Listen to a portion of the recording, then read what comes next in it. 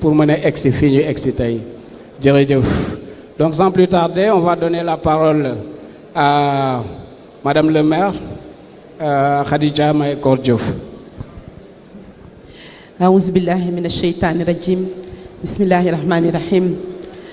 Maa ngi nuyu tous les panélistes yi nga xam ne maa ngi partagé ak ñoom panel bi tey di nuyu bu baax a baax tous les congressistes, mais aussi une mention spéciale au comité de pilotage qui a beaucoup travaillé pour ñu agsi fii tey dama kontaan pour ñëw fii, mais dama aussi am benn plaidoyer boo xam ne à travers ce panel bëgg naa ko def parce que nag dama am titre bu gën a triste au Sénégal.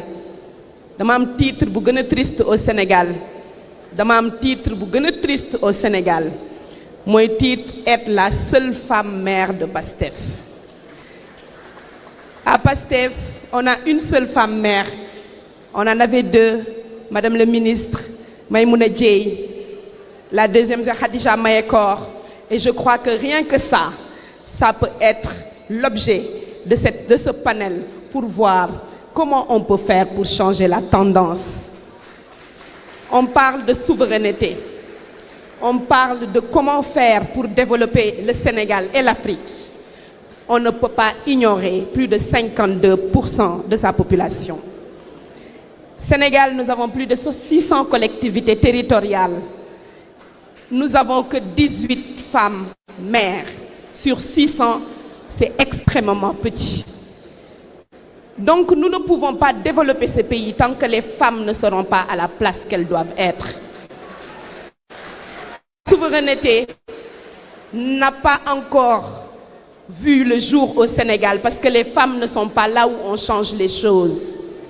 Les femmes ne sont pas dans des postes stratégiques où elles peuvent travailler. Elles peuvent livrer leur vision du développement. Les femmes sont où? Elles sont dans les champs. Elles sont partout dans l'économie. Mais malheureusement, lorsqu'il s'agit de décider, on décide pour elles.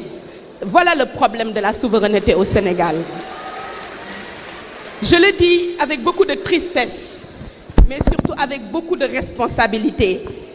Et je pense qu'aujourd'hui, PASTEF, notre parti, qui se veut un parti révolutionnaire, ne pourra plus jamais éclipser cette question de la place des femmes en politique, mais aussi de la place des femmes dans les instances de décision.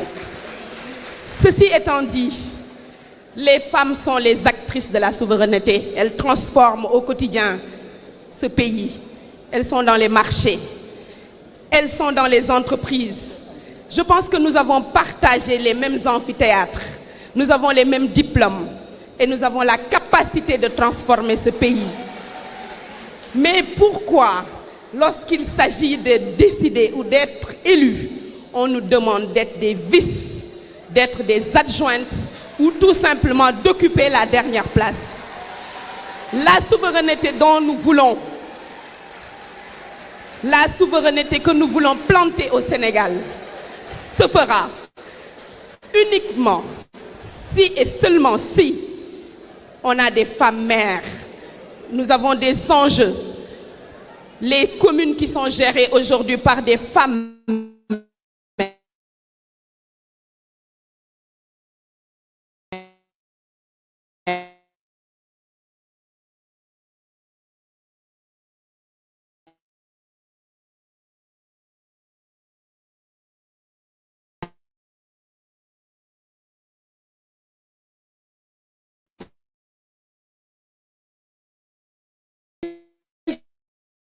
qui doivent devenir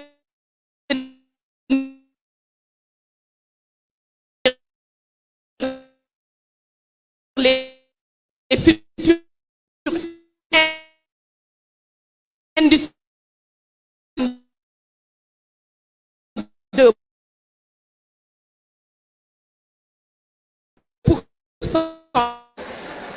Machallah,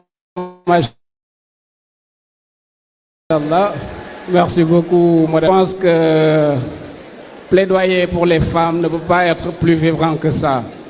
Encore des applaudissements pour elle et pour tous les membres de ce panel. Je pense que ça a été un panel très instructif et que aussi li ñuy wax góor ca wax ja bu ñu naan jigéen ñi dañu am importance dañ ko jëmmal tamit ci biir instance su parti bi ci biir ni ñuy doxalee réew mi jërëjëf donc sans plus tarder. jërëjëf monsieur le modérateur ci ndigalu Marie-Rose Faye dañuy jox kàddu gi kenn pour 1 minute muy waa doomu daara yi ndax xale yi ñuy tàggat jeunesse yi nga xamante ne ñu ngi leen koy dénk faw ñu mën cee joxe même bu dee 1 minute ci contribution kon Cheikh Oumar ma jox la kàddu gi. jërë ngeen jëf yéen imam yi yéen sëriñ daara yi ak doomu daara yi nga xamante ne yéen a nekk ci jotaay bi maa ngi leen di nuyu tàccu leen seen bopp ndax kenn mënu leen ci Pastef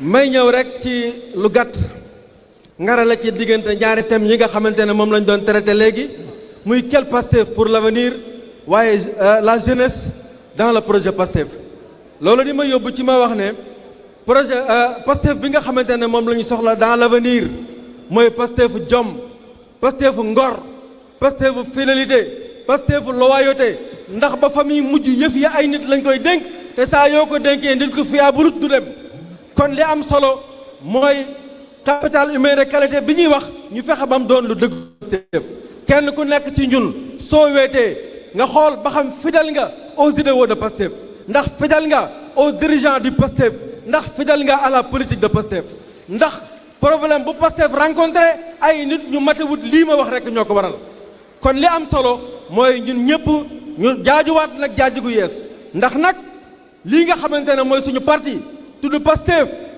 c'est le mot inaugural du mouridisme rabbi ashaabaka bil himmati wala turabbihim bi darsi faqat waaye la doon soit pour la patrie laa yuminu ahadukum xataa yuhibba li nafsihi xataa yuhibba li axihi maa yuhibbu li nafsihi amul kenn koo xam ne ci yéen ak ngëmam dina mat lu dul dina pare pour def don de soi pour la patrie kon le discours de Pastef n'est pas un discours sacré mais ce sont ces éthiques qui le poussent vers la sacralité li tax nit yi diine yi li tax sëriñ daara yi li tax imam yi ñëpp am pas-pas ànd ak le président Ousmane Sonko dañoo yëg ne ak sama bokki doomu jàng bi dañoo yëg ne li nga xamante ne moom la Ousmane Sonko indi wuute wut ak li sallallahu alayhi wa sallam indi wuute wut ak li Jésus Christ indi lii moo tax engouement bi ngeen gis ci Pastef kon nag jaajowaat ndax fii may wax ak yéen Pastef mooy la porte-étendard des panafricanistes mooy porte-étendardu képp kiy woote souverainisme à travers l'Afrique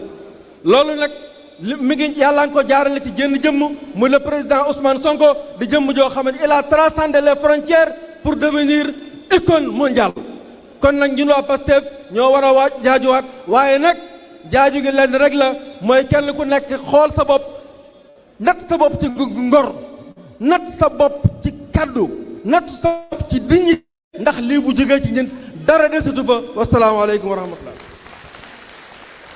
jërëjëf Cheikh Oumar. Beaucoup de gens me disent qu'ils veulent contribuer.